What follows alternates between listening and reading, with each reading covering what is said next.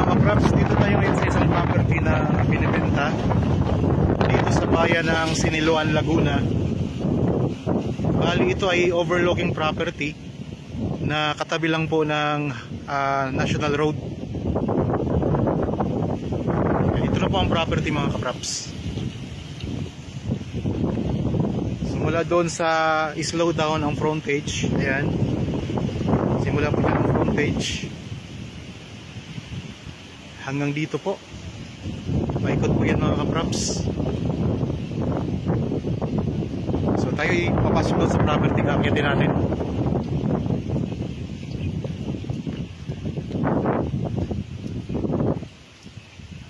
Ang kabuuang sukat nito ay 4.4 hectares. So dito tayo. Yan po.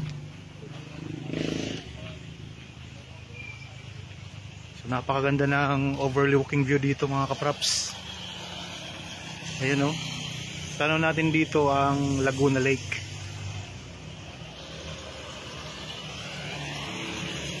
Pwede itong gawing camping site. Pwede rin po kayo dito magtayo ng rest house kung gusto nyo po. Malamig po ang lugar kasi mataas ito mga kapraps.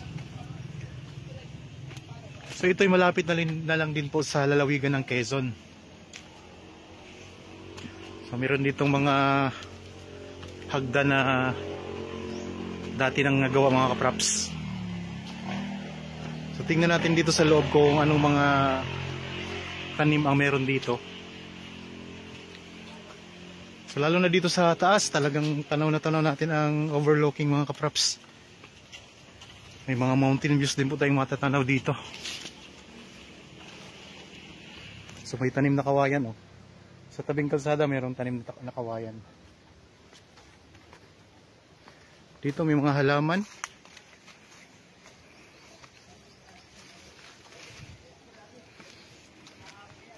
Ayan, daming mga tanim.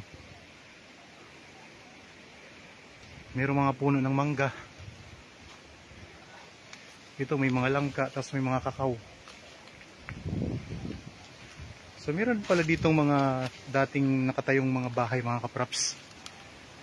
Ayan, mga sira na.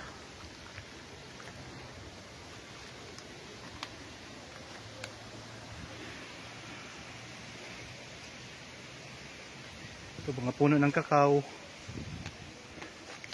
May mga mangga. Tapos may kaong mga kapraps oh. Yan, may puno ng kaong dito. Ang ginagawang nata de coco.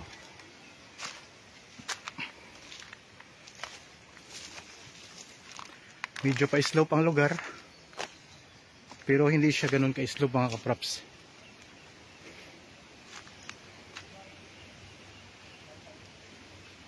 Dami ding mga tanim ng mga puno ng niyog dito.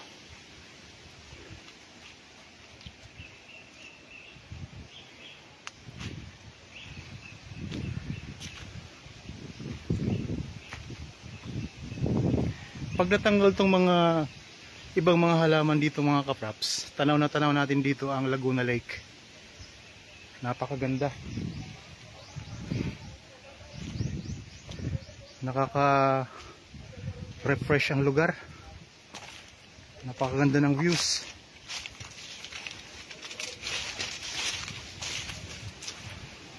Okay. Dito tayo sa may bandang itaas. Dito may mga tanim din ng mga puno ng mangga mga kapraps. Ang dami oh. Meron ding mga puno ng santol. Marami siyang tanim.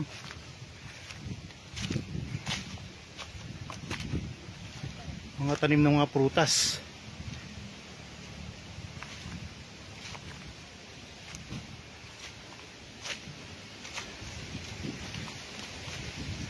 Meron na itong linya ng kuryente at saka tubig. So malapit na lang din po ito sa probinsya ng Rizal. So malapit na rin po sa probinsya ng Quezon.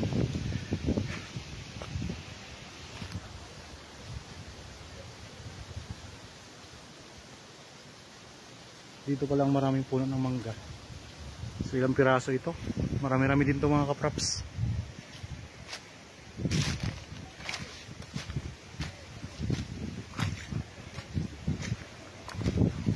Tapos sa part dito mga kapraps, ayan, mountain views naman po ang makikita natin. So kaso lang may mga nakaharang lang po ng mga puno. Ayan, so may mga bahayan na po. Nakikita nyo naman po. So yun yung katapatan ng property. May mga bahayan. Mga mountain views dito ang makikita natin. Ang ganda. Sa kabilang side mga mountain views. Sa kabila naman ay tanaw na tanaw ang Laguna Lake.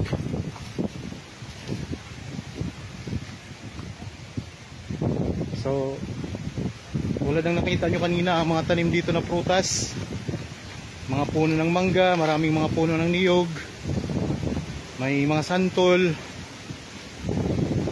may mga puno ng langka, tapos may mga puno ng kakao, tapos may mga tanim din dito ng mga kawayan mga kapraps.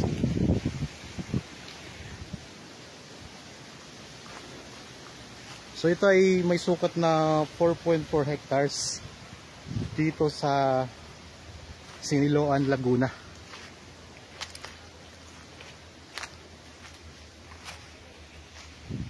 Kung sakaling interested kayo sa property na ito, pwede kayong magpa-schedule sa amin ng actual viewing para makita nyo po ng personal ang property. So ang ano po, ang lupa ay hindi siya flat na flat talaga, medyo pa-slope siya. Perfect po ito gawing campsite mga kapraps. Magandang property. So dati may mga nakatayo ditong bahay, dalawang bahay. Kaso lang ay ano siya, sira na. Kaya pwedeng alisin na rin yan mga kapraps.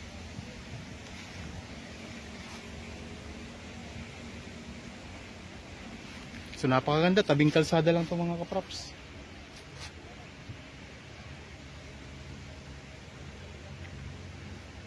Pwede nyo ipasok inyong sasakyan dito sa loob ng property. So gagawa nga lang kayo ng daanan na paakyat ng konti kasi ang property ay medyo pahilis po siya or pa-slope siya, kaya aakyat ka talaga pagpapasok ka sa loob ng property.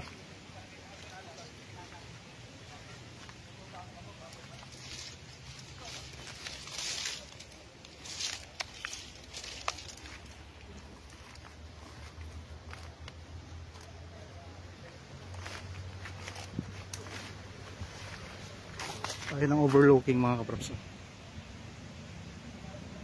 Yan. So yan yung tanaw na tanaw natin dito, lalo na pag tinanggal natin itong ibang mga damo dito, mga halaman na di na kailangan, ay talagang ang ganda. Ganda ng view.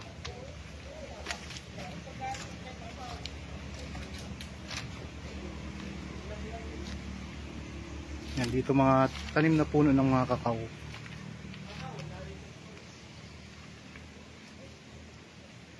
Yan mga kakao to mga kapraps.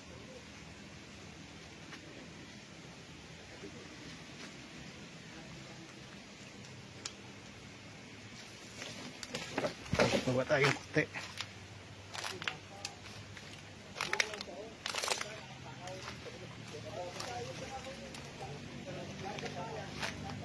Yan, may mga kawayan, no? May mga kawayan dito.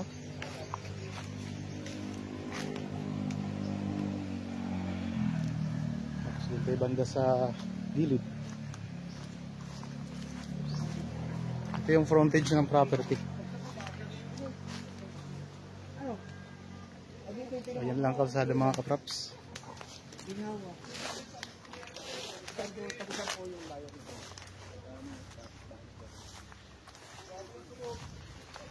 So ito ay titulado mga kapraps. Kaya kung sakaling magustuhan nyo, mabilis lang po ang pag-transfer nito sa inyo.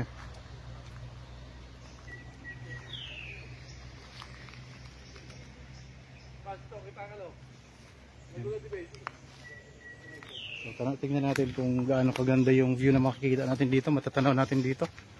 So mayroon ditong spot na matatanaw natin ang Laguna Dibay, Laguna Lake.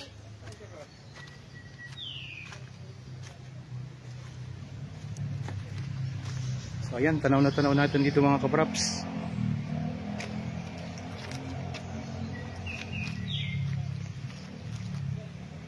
Ayan o.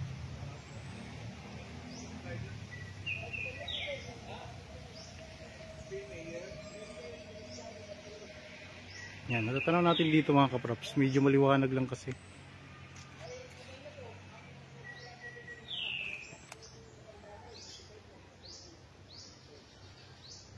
So yan, Laguna Dibay na yan mga kapraps. Oh.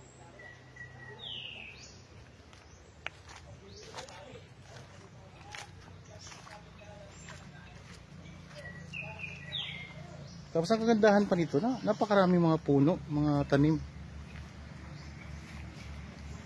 Kaya siguradong meron na kayo ditong pwedeng pagkakitaan mga kapraps.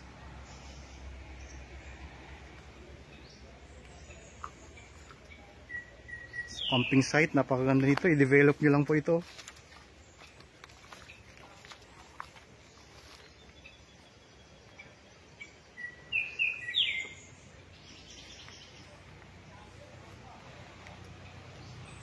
Kung gusto nyo talagang makita o tanaw yung Laguna Lake mga kapraps, yan, alisin nyo yung mga tanim na yan, yung ibang mga dahon ng punong ng mga punong yan, ano. So tanaw nyo na po ang Laguna Dibay mga kapraps. Kasi mataas na lugar siya at saka talagang nakaharap siya sa Laguna Lake.